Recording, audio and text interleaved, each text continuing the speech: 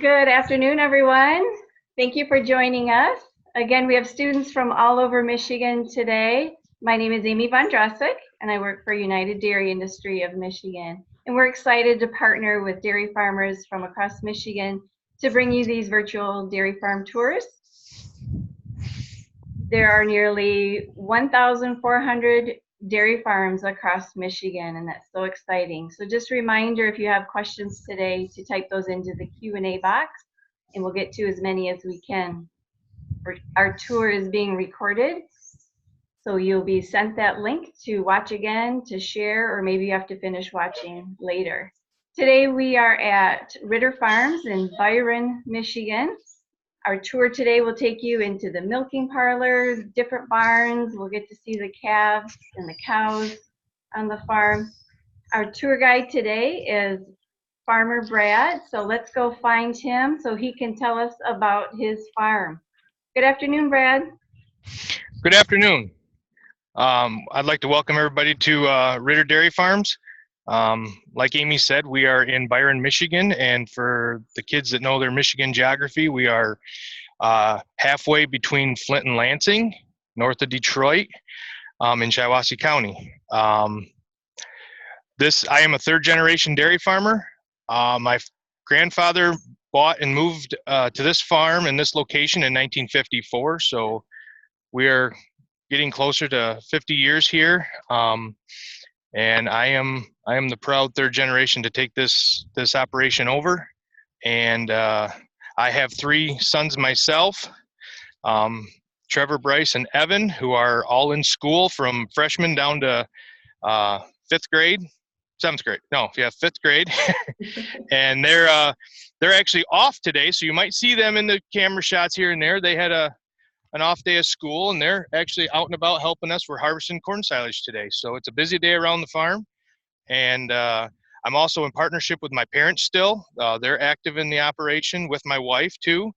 And here we milk a little over 200 cows, and we also have about that many replacement heifers that we're raising to replace those cows when their productive lives are done. So with that, I think we'll head into the milk house and we will start showing you how we produce milk.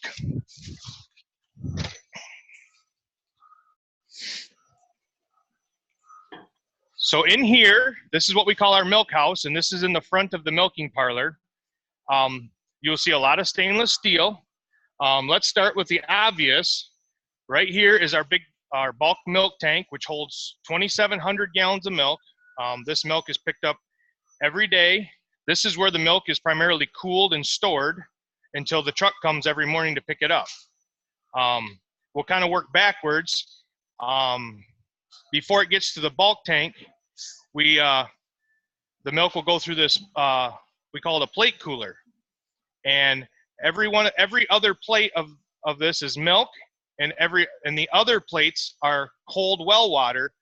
The milk will come in one side, it'll come out the other side, and we use cold well water to pre-cool the milk, which is very energy efficient because we just take 50-degree well water. It acts like a radiator, and we will cool that milk. So we take 100-degree milk with 50-degree well water, and we end up with 75-degree milk going into the tank, which allows us to use less energy to cool our milk. And then the outgoing water is at 75 degrees, and that gets pumped out and the cows drink it. So it's a very efficient use of energy to cool our milk. This large, we call it a wash vat. This is what fills up after each milking to wash our system. And we will run a soap detergent and through our pipelines to clean them after every single milking. And we are a 3 times a day herd. So we have just started our second milking of the day. So we go through lots of water here on the dairy to keep things clean and sanitized. So with that, I am going to take you into our milking parlor, and I am going to show you how we milk cows. We've had someone ask what makes the milk go through the tubes. Are we going to kind of see that at this side?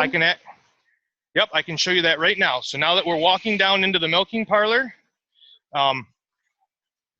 right over here is another stainless steel tank. That's where the milk flows when it leaves the cow, and we have a pump that will pump it up and over into the other room. So we use pumps to pump the milk and push it to the bulk tank.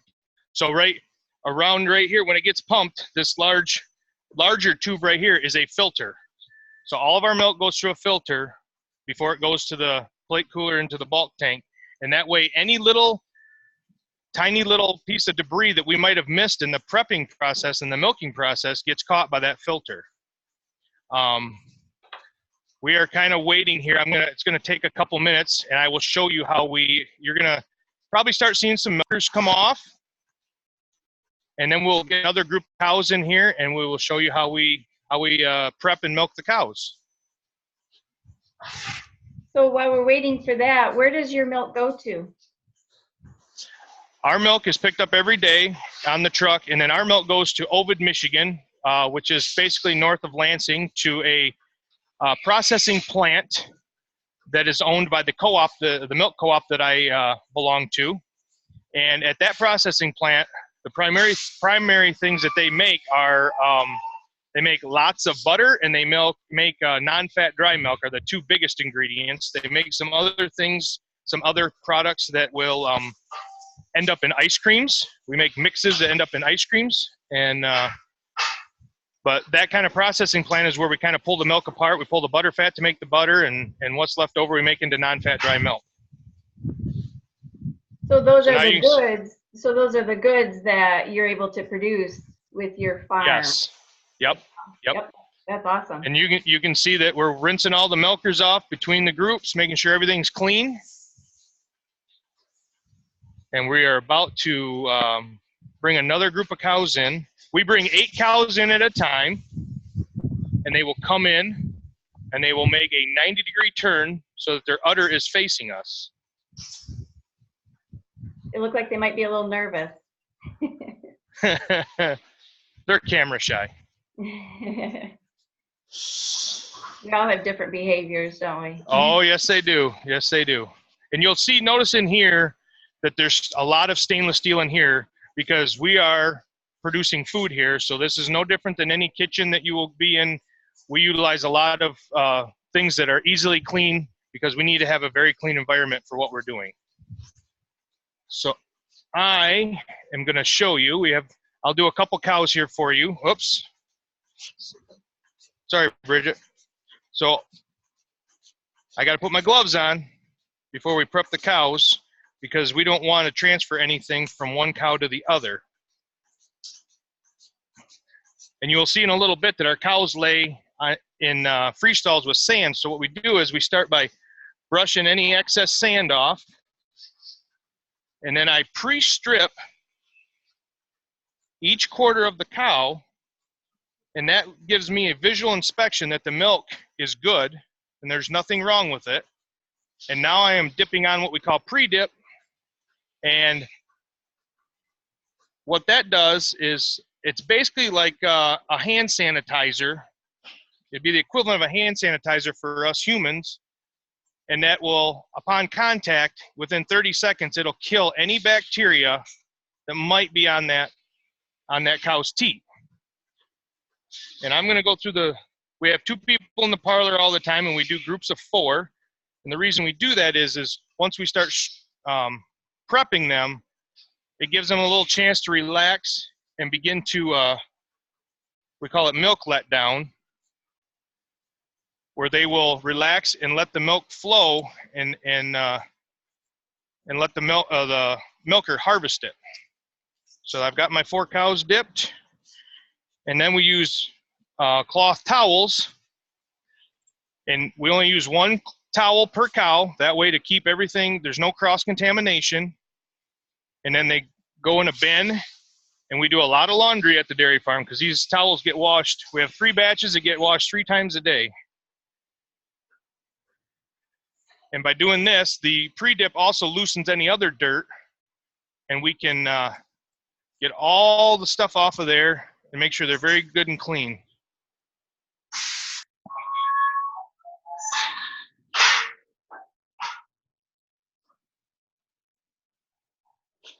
How old are they when they start to produce milk for you? On average, they're about 2 years old or just under 2 year old when they have their first calf and they begin to lactate. And we've got cows up to 9 and 10 years old. So now I'm going to push the button. I'm going to turn it on. And we attach the milker. And you can look right down there and you can see the milk flowing, or through the hose. Wow.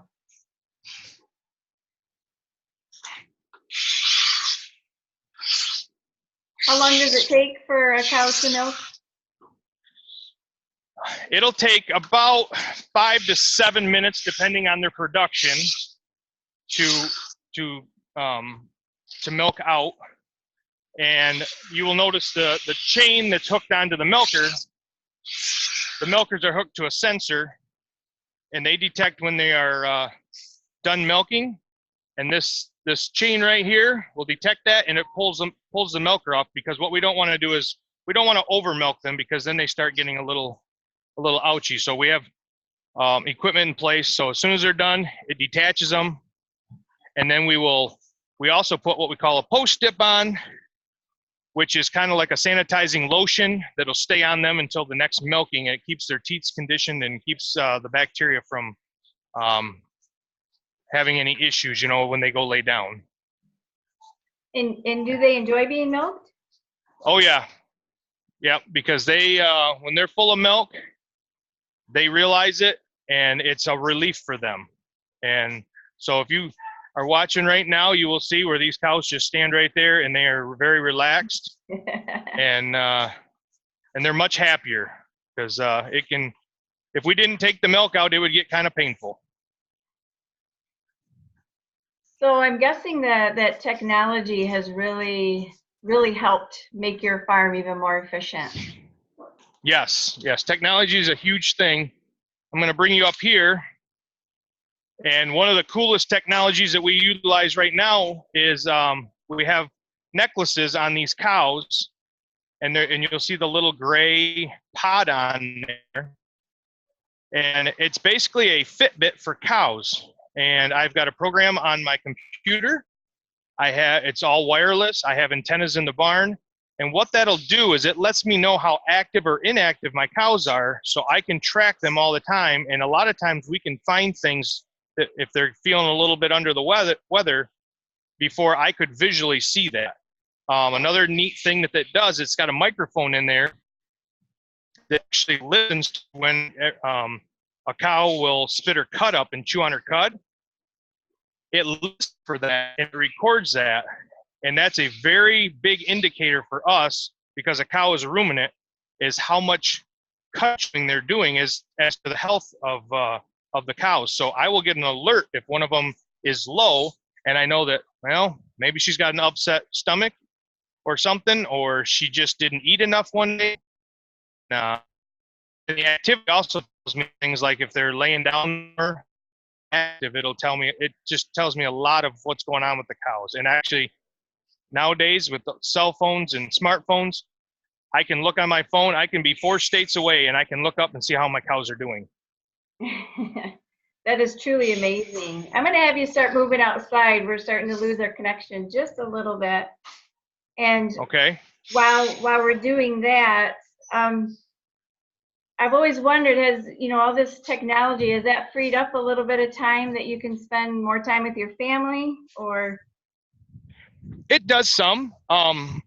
It does a little bit of that. It also helps us manage much better, because we have more information at our fingertips. But there's a lot of times where these collars have been used to help me detect cows in heat, which is when we need to breed them to have another calf.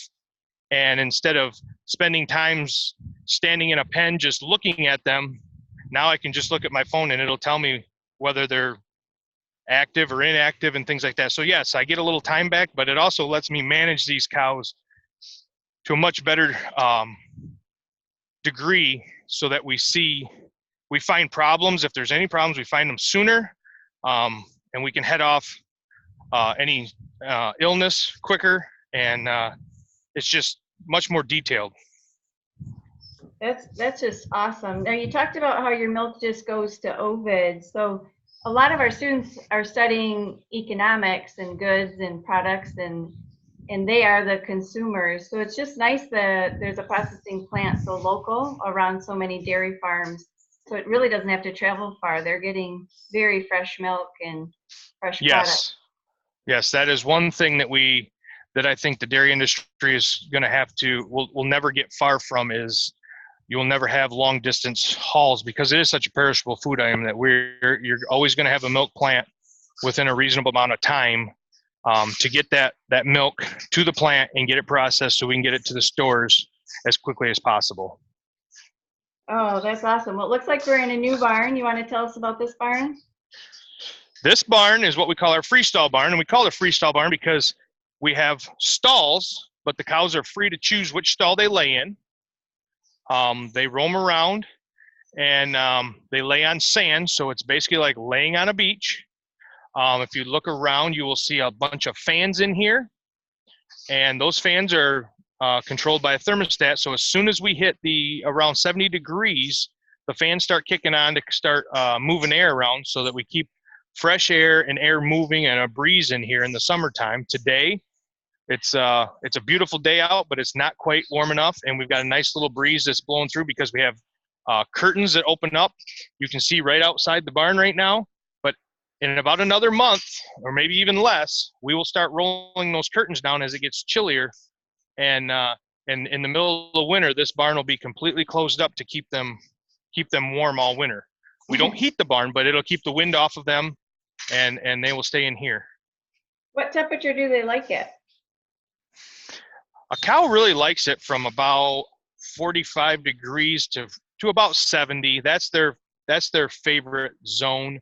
Once we hit 70 degrees, because a cow is a ruminant and they are fermenting their feed, they got their own built-in furnace.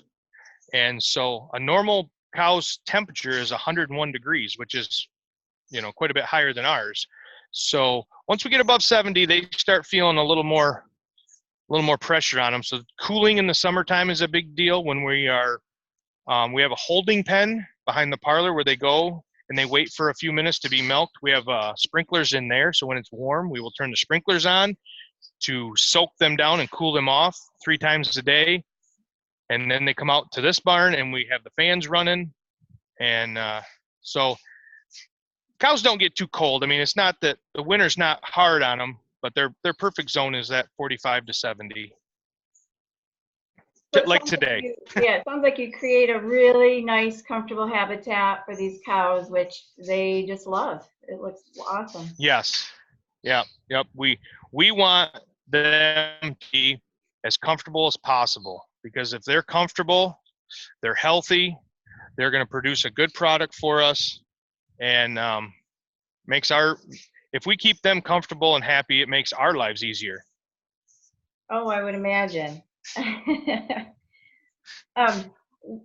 If you could, while you're standing there, can you show us what the cows eat? Yep. I'm going to kneel down here. So almost everything on our farm gets what we call a TMR. That stands for total mixed ration. So in my hand here, every day we have a mixer wagon that we put all the different ingredients in and we blend it. Because what we want is every single bite that they take to be consistent. Unlike us, where we like to go and have a meal and then have some ice cream or a cookie or that. We want to have a very consistent. Cows love consistency. They like a consistent place to rest, a consistent place to eat, and they like consistent food. So in my hand is a mixture of chopped alfalfa that we chop with some moisture in it, and we ferment that, and we call it haylage. We have corn silage, which we're harvesting today, pretty much all week now for the entire year, and that's where we chop the entire corn plant when it's still mostly green. We have some dry hay, which everybody knows what a bale of hay looks like, but it's just alfalfa that's been dried. And then we have dry corn grain, which is their energy source. That's their starch. And then last we have a mixture of protein and my minerals that I feed them that I get from the feed mill. So there's some soybean meal in there, and we have I have a nutritionist that balances this ration. So the mixture has the exact amount of vitamins and minerals that they need so that they stay healthy, and they deliver that once a week, and we blend it all together. And when you blend it, you can see down the bunk that they will take bites and bites and bites, but they're all the same because it's all blended. And that's, like students, they have to create their meals. They have to make those healthy choices themselves and try to get a balanced meal every day, and of course be active just like the cows are, getting their steps in every day. Yep, exactly. We on our mixture wagon, we actually have a scale, and everything is precisely weighed out. So every single day, what you saw me hold in my hand, we have a recipe, and we have to strictly follow that, because if we don't put enough of one in and a little more in another, now it's not consistent anymore. So we weigh everything out precisely every day. We blend it together, and we deliver it to the cows, and that's what keeps a happy, healthy cow. About how much do they eat a day? So the cows on our farm, and most cows in general, and obviously if you had Jerseys, which are a brown cow that's a smaller frame, they're not going to eat as much. But our Holsteins here will eat somewhere between 100 to 110 pounds of feed a day. So, and they also drink about 50 gallons of water a day. So if you think of your bathtub at home, one cow will drink that much a day. But it makes a lot, when people forget that milk is 87% water, so it's got to come from somewhere. So. Oh, that's pretty incredible. So you mentioned that you work with a nutritionist. Who are some other people that you work with to keep your farm running? So my nutritionist is a very important part of this operation, and he's here every 2 weeks and walks the cows, looks at them, looks at the feed, and makes sure we're on the right track. Another important person is our veterinary clinic, which we have a very strong relationship with. They're here every 2 weeks to look at the cows, check cows that have recently given birth to make sure they're off to a good start. We will also see what cows are newly pregnant, and just the general overall health of the cow.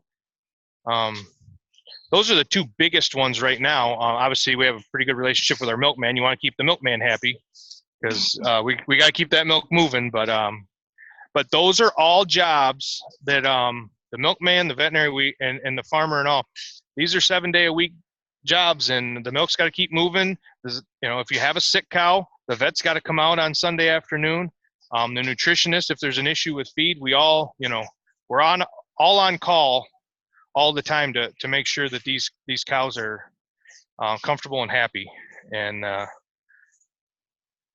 so those are my key people.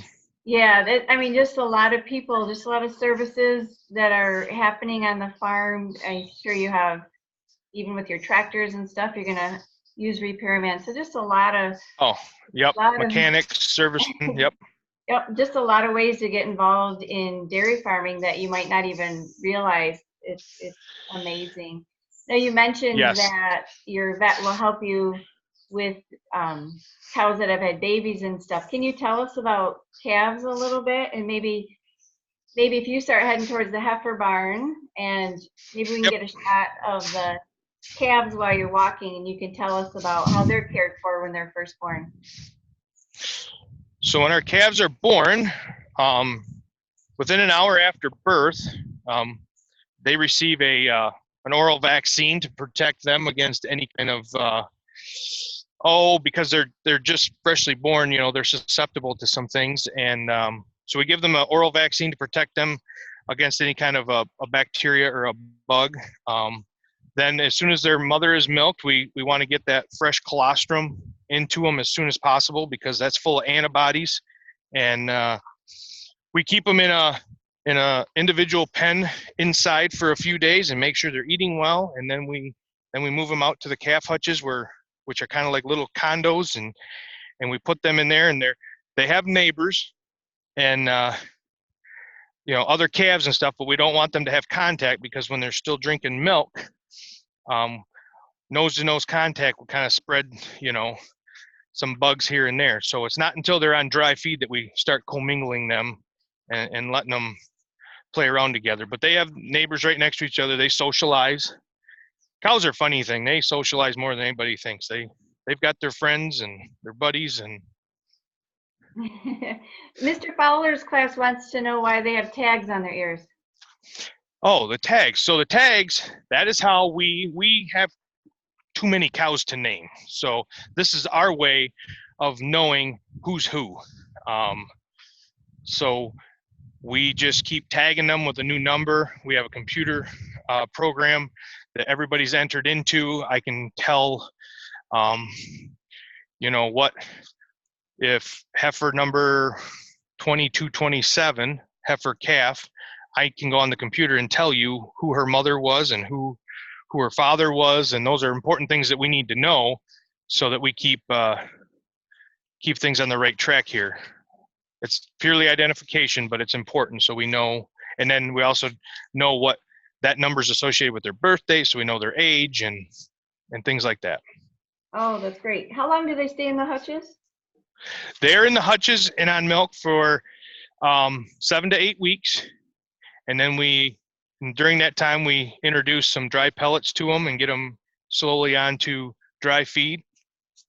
And then the last week we slowly take the milk away and keep giving them more water. They have free choice water all the time between their 2 feedings of milk a day, but we get them transitioned, and then they're often at 2 months they go to a group pen, we call them, where they get to commingle and start buddying up and growing up a little bit. Growing heifers is no different than kids growing up. It's all about different ages and keeping we want to keep the heifers with their same age, because if they're in with somebody too big, well, cows can be bullies too, so we don't want that to happen. Heck no. So in this barn here, this is a really nice barn. It's wide open. We have some clear panels on the one side to let a lot of sunlight in. They are laying on sawdust, and that's very comfortable to lay on. It's very absorbent for any moisture. And we have where they stand and eat is a little recessed alley, and that gets pushed out every day to keep them clean. Free choice water at the drinkers. When they're younger, we want them on all dry feed, so they've got their pellet they can eat, which has got their protein and their starches in it. And then we put when they're younger, we like to use kind of a grassy hay and start getting them on their forage diet, their high fiber diet. And then by the end of the barn, we start to transition them onto that TMR, just like the cows get, but it's balanced different because they're not milking. We're just balancing that so that they grow and have the appropriate nutrients to grow into good cows. We have asked if the cows get to go out of the barns. Yeah, on our dairy, we do offer, now in this barn here, these heifers, no, they're in these pens, but once they get bigger, we have some of our older heifers get to go out on we don't really, on this dairy, we don't pasture them. We have what we call more of an exercise lot. There's lots of grass out there, which we just like, so it's instead of bare dirt. The last couple days since it's dried up, our cows during the day are allowed to go out and exercise a little bit. We don't let them out there when it's muddy, because we don't want them wading in the mud when we get a bunch of rain. In the wintertime, nobody goes outside. They don't want to be out in the snow. But in the summertime, the cows go out a little bit more. But ironically, in the daytime, when it's 80 degrees or more, they stay in the barn under the fans, and then they like to go out at night when it cools off. So and there's a lot of dairies that don't, but there's the cows are very comfortable either way, and by laying on the sand. And so our cows spend more time in the barn than they do outside. Oh, okay. How long do cows usually live? I would say the average cow is probably 5 years old when their productivity starts to decline. Okay. And that's I like older cows. I like cows that last a long time, and we try and keep them around as long as we can. So we do everything we can to keep that going. Now, do they tend to inherit some traits from their parents? Yes. Sometimes you have a daughter of a certain cow, and as soon as she kind of gets um, older and mature, she's the spitting image. And sometimes they take after their father. Um, so yeah, we you can definitely see similarities in offspring to parents and things like that. Um, it's kind of neat. I mean, to watch them grow up, and you've milked their mother for a long time, and now you got a heifer out of her and see what she turns into. What are some other characteristics you might look for when you're breeding? So our goal is to we do all artificial insemination here, and our goal is to um, look at the cow and see if there's any traits that she might be a little bit weak in, and then we try to match her to a bull that would to fix those traits and complement her to, because what we're striving for is a balanced, what we call a balanced animal. We don't want extremely tall, we don't want extremely short, we don't want extremely long. We try to we try to balance them out. So we look at them and analyze them and try and correct anything we can through the bull that we choose. So we want cows that are moderate size, and we want them to have you know um, we want their udder to be nice and strong and functional so that we don't have any issues with that. We want good feet under them. We want them to stand on some feet that are going to last a long time and and not have any issues. We do, speaking of feet, we do have a hoof trimmer that comes in every 6 weeks, 6 to 8 weeks, and not so much for the heifers, but for the cows, because they get long toenails too. And we trim them up and correct them, and every cow gets at least one trimming a year so that their feet stay healthy.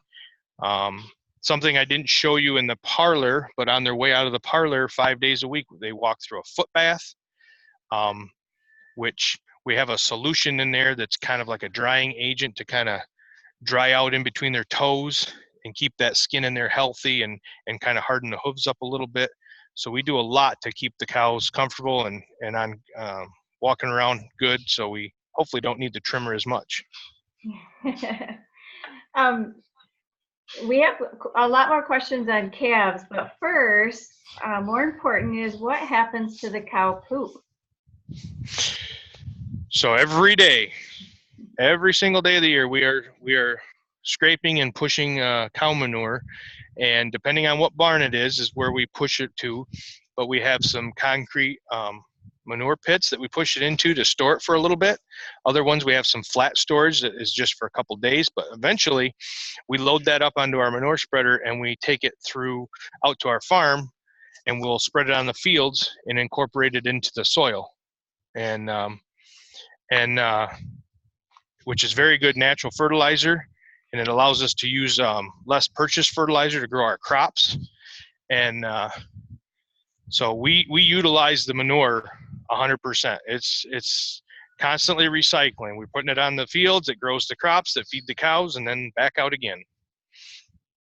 Oh, it's always good to find different ways to recycle. Just like I'm sure a lot of our students have, stopped using the plastic water bottles and are using refillable ones. So that's great that your farm understands how important all that is. Oh, exactly. Yes, you gotta recycle and keep things keep that cycle going, and that's how Mother Nature intended it. So it looks like we're looking at your fields there. Yep, this is an alfalfa field. We are all done. We've cut that 4 times this year, just like people cut their lawns. We cut it 4 times. What's growing up there, we will let go because it's cooling down, and we want some growth going into winter. When alfalfa is a perennial plant, this is what we make our haylage out of and our baled hay. We tried to get about 5 years out of a field. Once we plant it, it'll last about 5 years. Um, we want a little bit of growth and nice green out there to protect itself through the winter. So we just did finish that up a couple weeks ago, and this is what's already regrown. And Where does that go when you harvest it? so when we harvest haylage, we have what we call bunker silos, which are big cement pads with cement walls, and we chop it up to about a ½ inch to an inch long, and we will go out with our chopper, chop it up, blow it into a truck, bring it to the bunk, and then we push it and pack it, and we want that to be about 60% moisture, and we'll pack it and let it ferment, and that's how we store it. So if kids are thinking of like a pickle, it's kind of a pickling thing where it's a way of storage. In the middle of summer when it's warmer, we will take one of the cuttings and we'll dry it and make dry hay out of it. And obviously when you dry things, they store pretty natural themselves anyway. Same thing with the corn silage we're harvesting today. We have another bunker, and we do the same thing. That's why we chop the corn when it's a little bit green yet. We want some moisture there because you need the moisture to get the fermentation going. And so we're busy all week long trying to put up, this week alone, we will put up enough corn silage to last us for the other 51 weeks out of the year. And so it's a busy time around here right now. Okay, well, we've just had some questions coming in, so we'll start going through those and then we'll let you get back to harvesting again. Let's see. How big do your cows get? So the average size of our mature cows would probably be 1,500 pounds.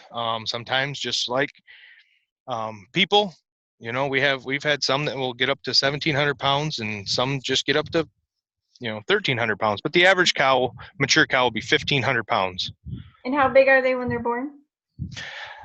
Anywhere from 80 to 100 pounds.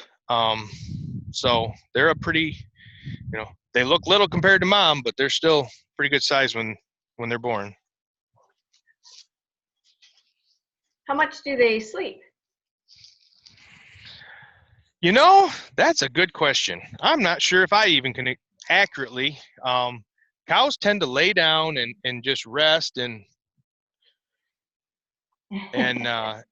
but they will stretch out but they've got to sleep for probably a good half of the day anyway. But they don't do it standing up like a horse. They got to lay down. We want them to lay down. What so we see all these black and white cows. What breeds do you have on your farm? We are primarily a Holstein herd.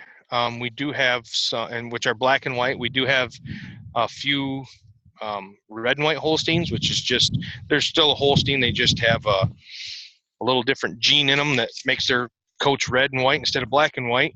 And then we have our handful of brown Swiss because we're kind of partial to the cute brown Swiss, and they're fun to have around. Brown Swiss are just, they're a whole different personality. They're nosy. They always come up to you. Most cows always are nosy, but they're a little more than normal, and they like to come up and check you out and want to lick you and not leave you alone. Let's see. Do they have more than one baby at a time? Occasionally, yes. On our dairy with 200 cows, we will probably have somewhere maybe 10 sets of twins a year. And we actually, when the veterinary is here, the veterinary uses ultrasound, just like people do when we check the cows when they're pregnant, and we can detect twins in a cow with the ultrasound. And if we know a cow is going to have twins, we make sure and put that in our computer system so we know that when they're coming up closer to their due date. And we treat those cows a little differently because twins are, two babies are a little more difficult than one. So that's some of the technology that, 20 years ago we didn't have was, ultrasounding cows, and now we can better handle that so that the cows transition better. Okay, and how much do the calves drink when, their first week or so? How much are they drinking a day? So we typically start them off with 2 quarts twice a day, so that'd be a gallon a day, and then pretty quickly we bump them up to a gallon and a half. Once their mother's milk is saleable, which is normally 3 to 4 days when the mom's the cow's milk is good to sell, we transition them over to a milk replacer, and we will take warm water and blend that up, and they get their 3 quarts twice a day at about 2 weeks. And then we kind of leave it there, and then as they grow, their appetite increases, and we want them to start eating dry feed, some pellets to compensate that increased appetite, and that's how we transition them. Okay. And how often are they pregnant, and then how long is their pregnancy? Well, I will do that in reverse. Their pregnancy is 9 months, just like people, no different. And we here on this dairy, and it's pretty standard across, is about every 13 to 14 months. We want that cow to have another calf. Okay. Somebody asked how many acres you have on your farm. So right now we are farming approximately 650 to 700 acres, somewhere in there. On our dairy here, we grow all of our own forages, which forages are the fibrous things like hay and corn silage and stuff. We also grow our own corn grain, which goes to the combine, where we just harvest the kernels. And we can harvest all that on our farm and feed all these animals. And then we have enough acres where we grow a few soybeans just to rotate things around. But the only thing we do buy is our protein and mineral supplement from the feed mill to supplement the cows' TMR. Okay, I did have a question before in the pre-survey about antibiotics and how you make sure that that's not sent off your farm. What's the process for that? So if we have a cow that is, for whatever reason, needs to have some antibiotic treatment, those cows are entered into the computer. They are marked with a plastic leg band on their leg. Their number, that comes in with their ear tags. Again, why we need ear tags is we write their number on a dry erase board so that whoever is doing the milking knows to look for those cows.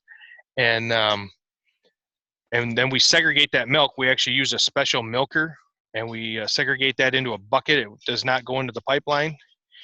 And then we have either testing equipment to test that milk depending on the antibiotic, or some antibiotics we just know have a certain withhold. So once we stop treatment, we know after 3 to 4 days that milk will be good. And then also the milkman takes a sample every single day at every farm, and those get tested too. So before any milk gets dumped at the plant, we know that there's no antibiotics in those tankers. Okay, thanks. What are your children, your sons, what's their favorite dairy food that they like to eat? Okay. Besides ice cream. I know Trevor's is ice cream. Trevor loves ice cream. I don't know, Bryce, what do you think? Ice cream or cheese? Oh, chocolate milk. Sorry, I got that one wrong. And I know my youngest one is probably cheese. He likes cheese on everything. Everything needs cheese. Well, it sounds like your farm just takes such good care of their cows and their calves just to provide us with the best possible product that you can. And we really appreciate you giving us so much of your time today. How long does it take for the milk that leaves your farm or most farms in Michigan before it would get to a school? Do you know how long that takes? Oh, I think a lot of times it's within less than 48 hours. That's exactly what I've been hearing too. And it's just amazing how fresh and local that milk is. Yep. And a lot of times on the dairy products, you can find a code to know it's from Michigan. And the code, do you know the code? Do you remember? No, I think it's 26. Is that it? I don't. We'll go with that. Okay. So if you look for that code on the milk or on your other dairy products, then the kids can find that out. So again, Brad, I want to thank you so much for giving us the tour today. And if any of you teachers or students want to learn more about what happens on a dairy farm, please visit our website, milkmeansmore.org. We have a lot of resources to help with nutrition education. And we have recipes and more information about dairy farming for you. Again, please complete your post-tour survey so that we can bring you the best possible virtual farm tours. There will be a link shared with you to the YouTube video of this tour today. It was all recorded, so you can watch it again, or please share it with other teachers so they can show their classes as well. So thanks again. So let's give a big round of applause to Brad, his sons, and all the cows and calves today. So thank you, and you have a great day. Bye-bye. Thanks, everybody.